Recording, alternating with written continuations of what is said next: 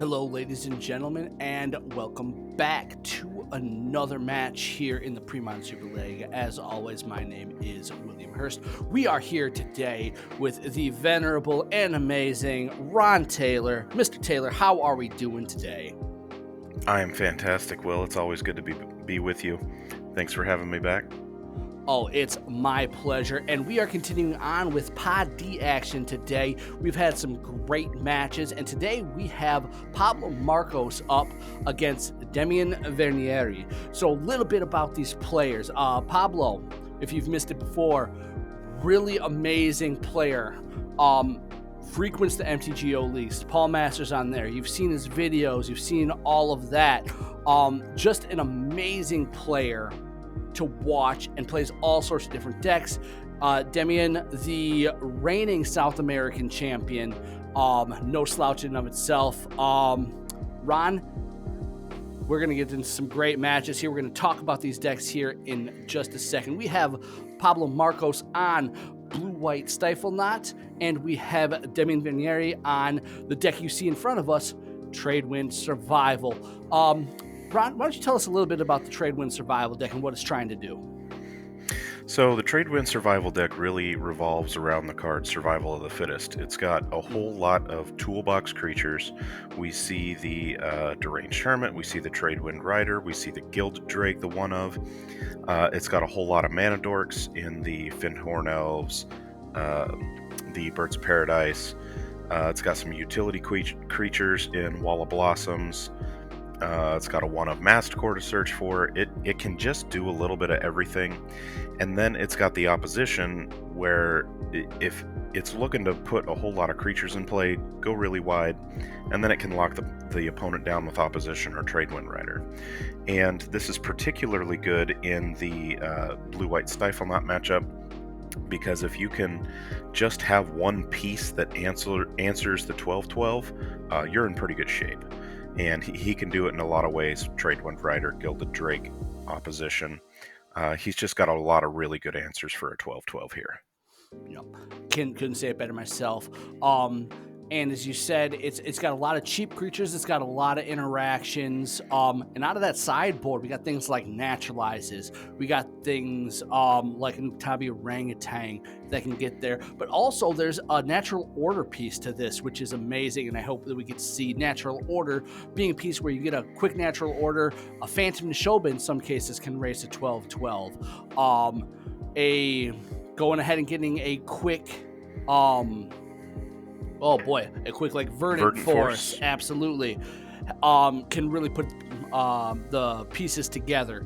But overall, a deck with plenty of great interactions that we're going to get on Showcase today. But we have Pablo Marcos up next. He's brought one of the big boys of the scene to us, the Blue-White Stifle Knot or Blue-White Dreadnought deck. Ron, tell us about that deck. So if you're talking about Tier 1 decks of the pre-modern format, then Blue-White Stifle Knot has to be in the discussion. It's just got the most efficient threat in the format in Phyrexian Dreadnought, 2 cracks and you're dead, and it costs 2 mana essentially.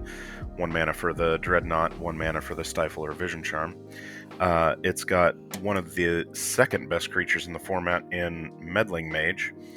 Meddling Mage can shut down a whole lot of strategies. And when your deck is reliant on one piece, such as Survival of the Fittest, putting Meddling Mage on that piece is a big problem for the opponent. And then to back it up, we have Gushes, we have Dazes, we have Foils, just a whole lot of cheap and or free ways to set up and protect all of those pieces. It's very efficient and it's very dangerous. Yes, this deck is a powerhouse. All the things that Ron mentioned, additionally things like Armageddon out of the sideboard, which can really punish so many decks, a Brain Freeze out of the sideboard, and then a lot of 1-ofs and 2-ofs that really match the answers that you need in this format. Between these two decks, as we go into it, who's your favorite, Ron? Who do you think has the edge? I think this matchup is going to be highly dependent on play draw because turn 2 is going to be the pivotal turn. Can you get a meddling mage down to name survival of the fittest? Can you get a survival of the fittest resolved before your opponent can counter it? Turn 2 is going to be the pivotal turn, and each deck has a lot of answers for the other ones. All right, here we are in game number one, getting it going right here. We got Demi on the play. You said it yourself. This comes down to who's on the play. That's a big factor. He's leading off with the birds, and we're off to the races. So looking at Demi's hand, he's got all the pieces that he wants in an opener. He's got the turn 1 mana accelerant, he's got the turn 2 survival with a couple extra creatures to discard. So that's an easy 7 keep. And then over on Pablo's side, I mean, we've got the Meddling Mage, we've got the foil, we've got the counterspell. So not a bad 7 for either. Yep, and here comes the survival with activation mana, a threat that Pablo probably can't let resolve. He has to burn the foil here, discarding looks like Island and his second foil getting discarded here to take care of that threat. Yeah, there's no way that Pablo can let that survival resolve. It's just essentially game over. He doesn't have an answer to remove it from the board out of the main deck, I don't think. But we've got the Quarian Ranger here as a follow-up. So Demi just has access to all the mana he could want. And, as for us stasis players, that Queer and Ranger, should never be on the table. But right here, not quite as damaging. Looks like Pablo going to go ahead and leave up mana for a counterspell. Probably no good meddling maging for that survival right there currently, as he can take care of the next threat being cast. All right. Here we see Quarian Ranger getting to work, making that extra mana. Coming with a Masticore coming down. And as Pablo, do you think you counter this I th- just because of your hand isn't great at the moment? I think when your only other piece of action in hand is a Meddling Mage, you're essentially forced to counter the Masticore. You can't play a Meddling Mage into a Masticore. You can't just sit with counter spells in hand while a Masticore hits you for 4 every turn. I think that Pablo's essentially forced to counter it here. Makes sense. Getting in for the beats with the little ranger that could. Pablo going to go ahead, get a mana out. He's going to have a white source now. Drew a source of Plowshare so he can take care of a threat creature wise when it lands on the table. So now he's going to feel safe getting that meddling mage out there, presumably naming survival, I would assume, since it's the major card he's seen. Yeah, even though you answered the first one, that there's just so many one ofs and two ofs left in Demi's list that you just kind of have to name the one card that you know is going to beat you. So survival has to be what you name here. Exactly. Well, Demi looks like he's going to be able to go on that beatdown plan with 2 deranged hermits. Sword's going to be able to kind of mitigate some of the bleeding, but there's going to be a lot of beaters probably putting Pablo a little bit on the ropes here. Yeah, double deranged hermit is a whole lot of squirrels and a whole lot of damage. Pablo's not in a great spot. Swords to Plowshares isn't a great answer, even if if Demi pays the Echo and he puts the Pablo puts the Swords to Plowshares on the deranged hermit. He's still way behind in the exchange, and there's another deranged hermit waiting behind it. So that daze that Pablo just drew isn't going to do very much when we just talked about how much mana is available to Demi. Um, so Pablo's just kind of in rough shape here. Well, he is going to pay that Echo for the deranged hermit. Going to go ahead and swing with the team. No reason not to. Well, not swing with the team, but swing with the flying squirrels there in the token art. Sword's predictably going to hit that hermit, allowing for a block. Yeah, I think that Demi is correct in paying the Echo here. He's already so far ahead that there's no reason to overextend, use up more cards. Pablo's in a spot where he has to answer what's already presented or he's just going to lose. And Pablo has to find a way. The only way he wins this game is figuring out how to put a 12-12 together. Exactly. Well, we see an interesting impulse here. Vision Charm, Stifle, Opt, Gush. Part of me wants to gush and hope for the best, but it looks like he's gonna Vision Charm. What do you make of that? Is he just thinking draw another draw spell to find it? Well, Days isn't gonna be that, but Yeah, I kind of agree with taking the gush. I think that Pablo's got to find multiple pieces, and the only way to find multiple pieces is to draw multiple cards, and that's what gush does for you. yeah. Well, second deranged hermit gonna make itself down here, and all the Dazes in the world are not gonna prevent this one. Yeah, Demi just has so much mana available to him with the Quarian Rangers and the Mana Dorks. There's just no way to counter this with Dazes. Mm-hmm. Gonna go ahead and get value. Gonna go ahead and swing in there with some more angry squirrels. Roughly 1.3 trillion squirrels, if my math is correct. You know what? I'm gonna accept your math. Mentally mage, a block's really not gonna do much on this board position, so why even risk it? Don't I mean a dreadnought here doesn't even save Paul in any way. Yeah, I Um, don't think Pablo has any main deck way to get out of the spot. Yeah. Dreadnought's a couple turns too late. He's going to be able to draw into that gush, but that gush is, as we just saw, going to draw into two hermits that don't, or not, two dreadnoughts that don't do much. Pablo going to go ahead and play this out. See if I'm guessing, seeing if he can glean any more information from any of the plays. Because this is not an open deck list event. These players don't know everybody's deck list. By now, they obviously guess what somebody's on, but they do not know the full deck list. So Pablo going to go ahead and try and gain some information here by playing it out. But this game is over, and we're going to probably get ready for game number 2. Yeah, I don't see any scenario in which Demi doesn't attack for at least 14 here. Yeah.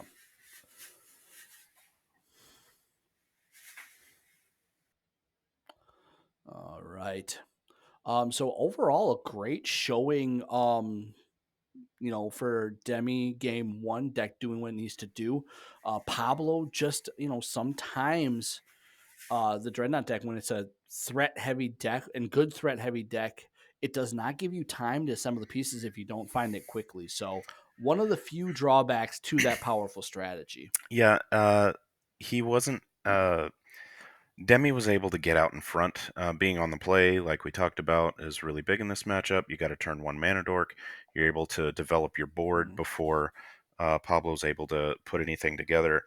And Demi looking to go wide in this matchup.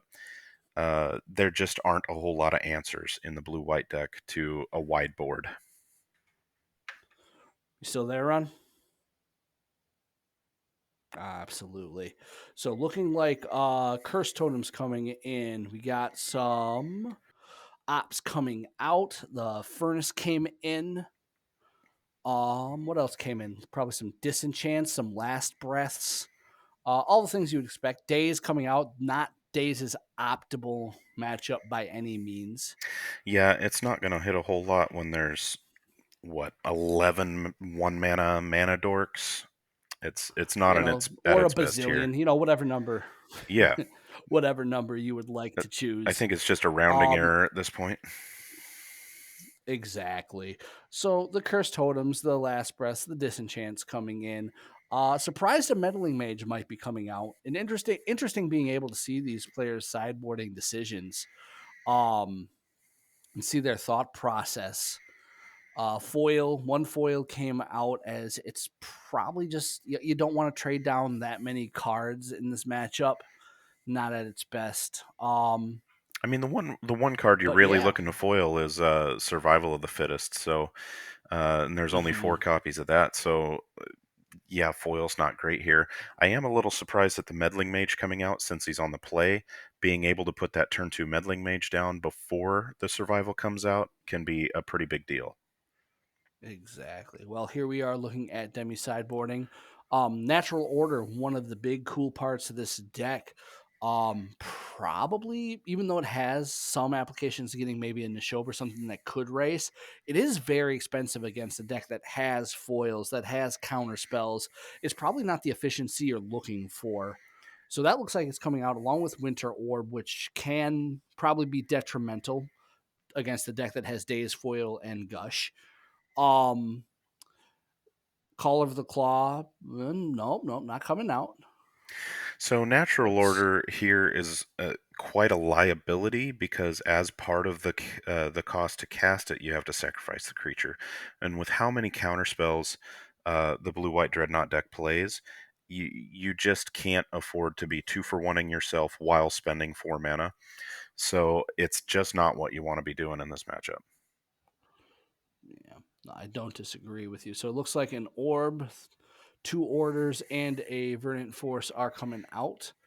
Looking like 3 naturalizes and an Uktabi coming in. No surprises there. And that's essentially what I think I would bring in. I mean, natural ordering for like a Nishoba is kind of cute, but probably not going to get there. Um, Caller of the Claw is an interesting idea. There's a weird scenario where maybe it's like you have a hermit, you line up a bunch of blocks on the Dreadnought to survive and like call in at the end of the turn and maybe swing for the win. But the normal is there. We got Pablo on the play here in game number 2, and probably, well, he has that foil with no island, which is unfortunate. Has a cursed totem though, Yeah, which can be useful. that's pretty awkward. I think that the strength of Curse Totem plus Impulse and having half of a Stifle Knock combo is enough to keep this. That foil just looks really rough right here, though. Yeah, foil is not force of will. It is not that card. Root Wall coming down, so getting the early beats with the lizard himself. Yeah, no turn one Um, mana dork is a little rough. There's the island for Pablo to keep in his hand for that foil. So I don't expect him to play it anytime soon since he's already got access to blue mana here. yeah. So do you think you keep open impulse or do you jam the curse totem right here? Well, not having a turn one mana dork is pretty telling, so I don't think there's a whole lot of reason to jam the Curse Totem, because after turn one, you're not really looking to shut off a whole lot of activated abilities. But go ahead and Well, prove me wrong. absolutely. Curse totem, that root wallet is a small lizard at this point, not going to be doing much. Um, Little cantrip here with a wall of blossoms. Nice little. Let me draw a card. Let's cycle through this deck. Coming up. One thing, if it ever does get going, there are 2 things in Demi's hand right now. Tradewind Rider is a card. Well, there's the swords for it, but Tradewind Rider typically not a card that Dreadnought will beat very well. But Gilded Drake is interesting. Unfortunately, though, Pablo has answers to both in his hand. Yeah, there's just, and the reason that Demi kept the hand was that he had all the answers already. Um, the great thing about a survival deck is sometimes you just draw your one ofs, and they're really good without a survival. Um, I think that Pablo's kind of in a tough spot right here because even if he does find a Stifle Knot combo pretty quickly, he's got a whole lot of answers to slog through between the opposition, the Tradewind Rider, and the Gilded Drake. That's just a lot of action. Mm-hmm.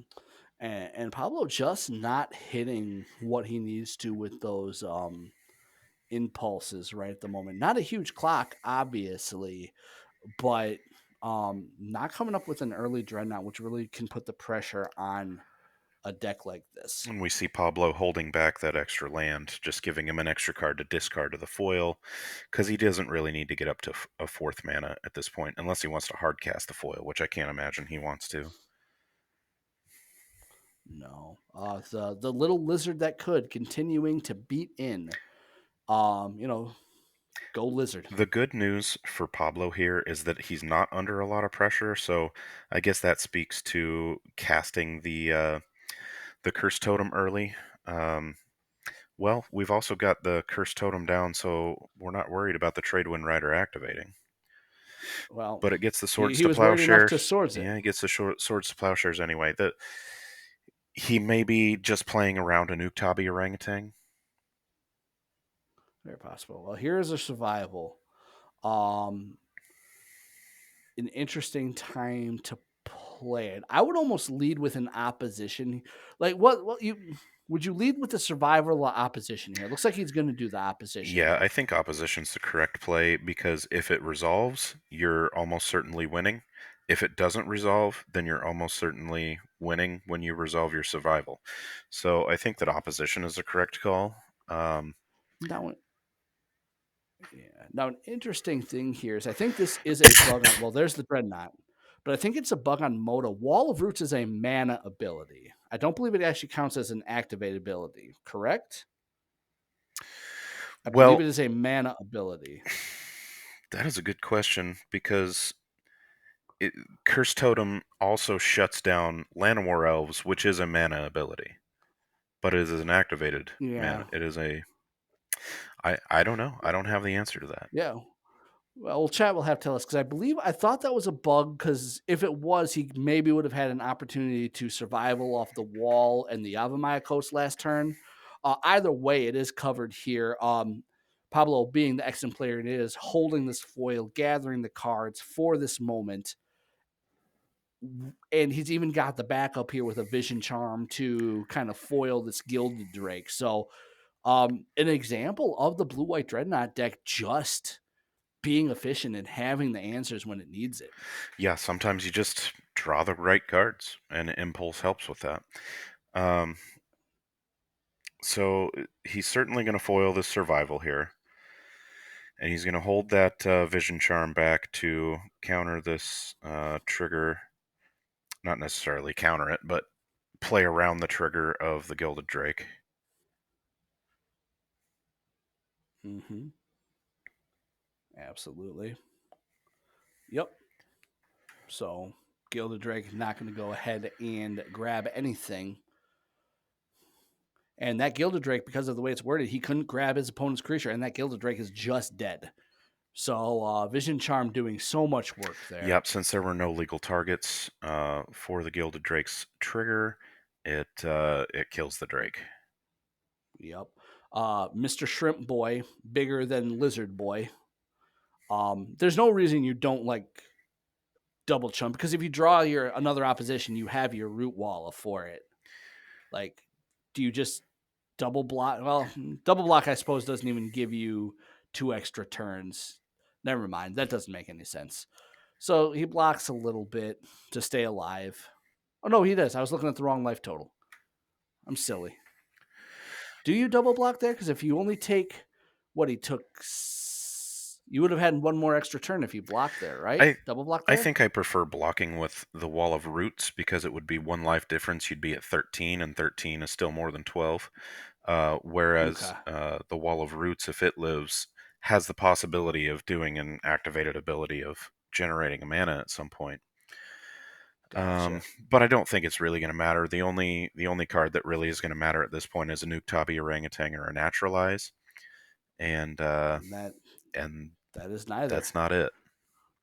That's not it. That is a little Ranger boy. Pablo going ahead and picking up game number 2. Going to move into sideboarding here, game number 3. See if these players do anything differently. Um, that last game, definitely an example of this is what Dreadnought does. Answers, biggest creature in the game for this cheapest mana, and that's all she wrote. Really, not much that really could have been done there by Demi. Seemed like he played that pretty well. Yeah, everything Pablo did in that game was just more mana efficient than everything that Demi did. So, and being on the play once again proved to be, the winning recipe. Exactly. Gonna go ahead and see how these decks react. Demi again gonna be on the play, able to get that mana advantage down. Gonna go ahead and see here if Paul or Pablo will make any changes to his deck. Um, can't think of. Does days come in on at all as extra protection for against a turn two survival, even if it puts you back a mana? Does that come back in? I don't think that it really protects you from a turn 2 survival when you're almost assuredly facing a turn 1 mana dork. Okay. I just don't like having days in this matchup, and the question becomes, what do you cut for a days that's probably not going to be very good? Well, looks like a furnace is going to come out. That last match Pablo had in 61 cards was, probably a mistake. So correcting that down to 60 cards. All right. Demi on the play here. So we don't have the turn 1 mana dork, but we do have the turn 2 survival. We do. Do you keep those hands, or do you really want to try and do you sacrifice maybe not getting survival to get early mana? I think I keep the survival at all I costs. think so too. The danger is you take a mulligan and you find a 6-card hand that doesn't have a survival, and it's just worse. Yeah. All right, we're going to lead off here with a forest, passing the turn there for Demi. Island being played, and we are off to the races. Strong hand for Pablo here. Answers to a creature, meddling mage. No counterspell though for this survival, which is rough. Yeah, that's going to be real rough. We've got the Squee Goblin Bob to go with it. So, I mean, I think that Demi's pretty much in the driver's seat right now, unless Pablo can find some kind of answer very quickly to So what do you survival meddling of the mage here? fittest. Survival's on the table. You've seen a Tradewind survival, Tradewind rider. He's seen opposition. Okay, he names opposition. But as you said, a lot of one of and two ofs that just can really cause problems. Yeah, I mean, at this point, you can just go find your Masticore. You can just go start finding mana dorks. There's a Basking Root Wallet to get a free creature in play off of your activation. Mm-hmm. Everything is just going Demi's way at this point. Um, get a Wall of Roots down to get that extra mana. Mm-hmm. And there's nothing quite like going like Root Wallet into Root Wallas. I can't remember how many Root Wallas he had in the main deck, but as somebody who's played against plenty of survivals into multiple Root Wallas, it's never a fun feeling when you get beat down by lizards. Yeah, here we see the foil off the top, which is nice. To have a little bit of extra protection, but when you're facing down Squee plus Survival plus Root Wallas for all that card advantage, discarding 3 cards to answer 1 card is not where you want to be. Yes, exactly.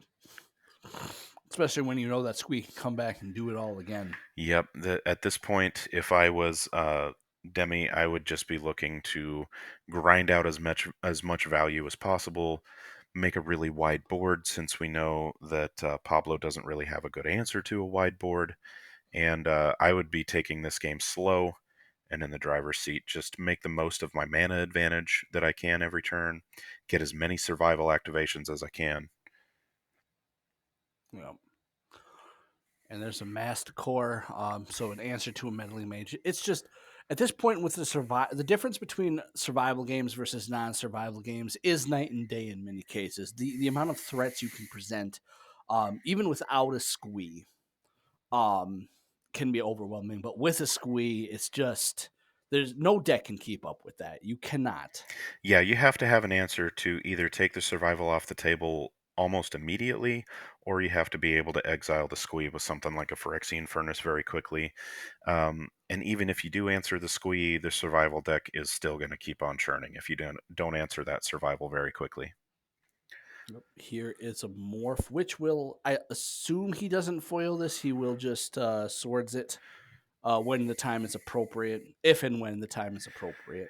Yeah, we, he's got to know that that's an Nantuko Vigilante. There's just no other reasonable option for him to be playing at this point. So if Yeah. he doesn't have a good target for the Nantuko Vigilante, I don't know if maybe he just wants to be a little proactive in case he does draw his Dreadnought. Well, Well, he did draw his Well, Dreadnought. would you look at that? When you call for it, the shrimp arrives like a fine restaurant. So if there's any way All for right, Pablo to get so back into this how do we game, work this? that's what it is. He's got foil backup. So this could be a tight race depending on how this goes. Because man, you racing a 12-12 is not a thing that's usually gonna happen here. Well, we're going to see multiple survival activations this turn. One of them is going to discard a root wall and put it in play, go get, I would assume, an Uktabi orangutan. And the other one is going to activate to go get probably a gilded drake. But that vision charm is going to keep it off the table, so all those sorcery speed items aren't going to Mhm. do much. So I wonder if he has the manage. If he does that, he goes and gets a gilded drake. The eventual thing is getting a gilded drake, right? Hmm. If you lead with one or the other, like you see that's so weird because the vision it would work against stifle, but the vision charm it's out of play. It doesn't affect it as much, so you can't like double spell to take care of the dreadnought because he has a turn to give right now. Yeah, he's at 22. Demi's at 22, so he can take a hit from a dreadnought, and he's putting all these root walls in play, so he's got some blockers to soak up a bit of damage. So he's not in bad shape. Taking one turn off to be able to sculpt your hand with all of these survival activations, he's still doing just fine.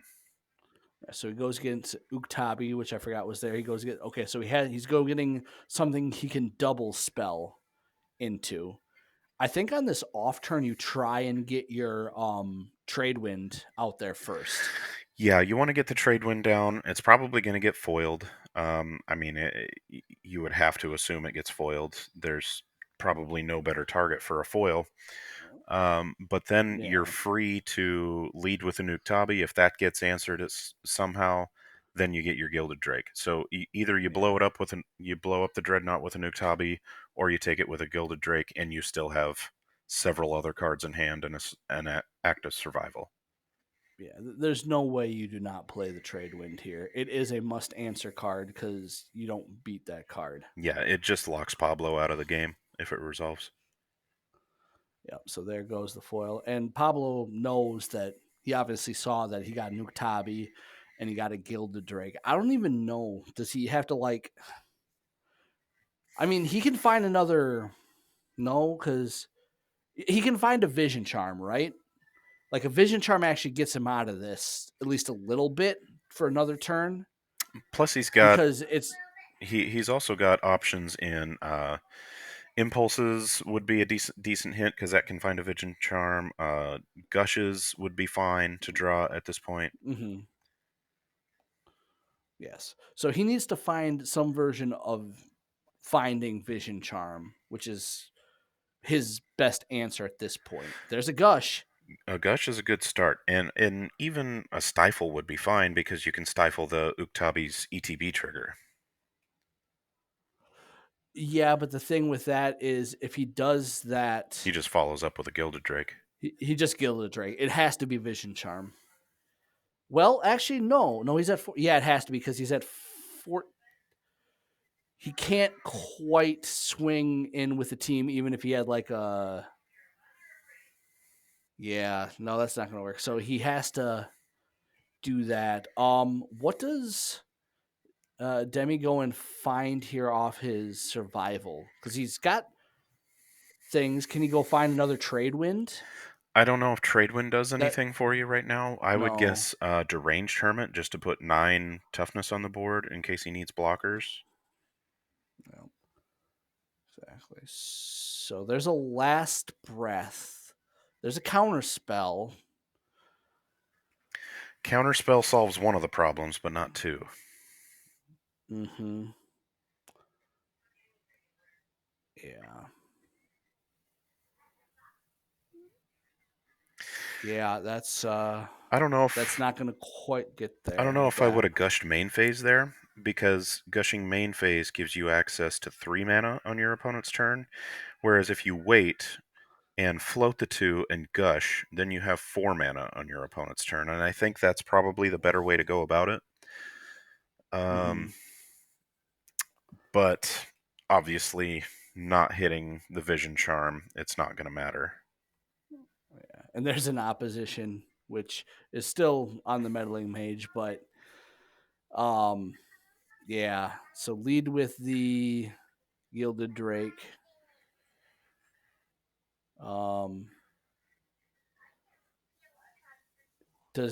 He does not get the Dreadnought back if he last breaths the Gilded Drake, right? No, he can. Excuse me. No, there's no position where that would work. Never mind. No. All right, so there's that. Uktabi gonna do his thing. I think. I hope. Come on, Uktabi. I don't see any world I in mean, which he doesn't cast a Uktabi here. You can't foil. Daze doesn't do anything. yeah, There's no way that he doesn't cast Uktabi here. yeah. And that should swing in, hit, and should be able to wrap it up there, I assume. On this next turn.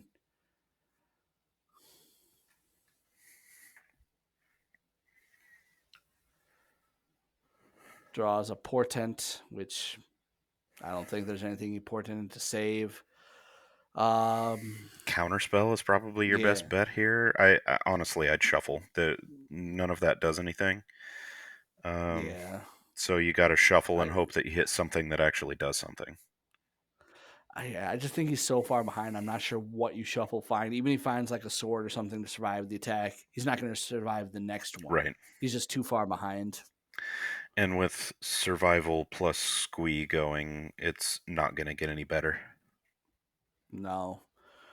Things are going to get out of control. He did shuffle. Looks like we're going to draw into a Flooded Strand, which, as we know, is the most powerful card in Magic. That should do it. Yes. Yep. He can last breath something. Block. Ugh. It's just not great. The thing, though, here is that if he blocks and his Meddling Mage dies, then opposition comes down. That frees up opposition to come down and just completely lock out the game. Yeah, it's... Yep, there's Last Breath to save the Meddling Mage. So opposition won't come down, but it's... Not this turn, anyway. Nope, but life is gained. He's going to take... he can still take... I think I'd pump a Rootwalla. Yeah. No. Yeah, I'm not sure why he did not respond by pumping. He had money. He had mana to do both Rootwallas. I was confused. Maybe he just wants to get a Masticore down. Oh, Tradewind Rider, that's pretty darn good, too. I mean, that'll do it. And, yeah, Pablo just going ahead and, unfortunately, not drawing what he needed there. Demi going ahead and picking up the win. Tradewind Survival picking up the win over Blue-White Dreadnought.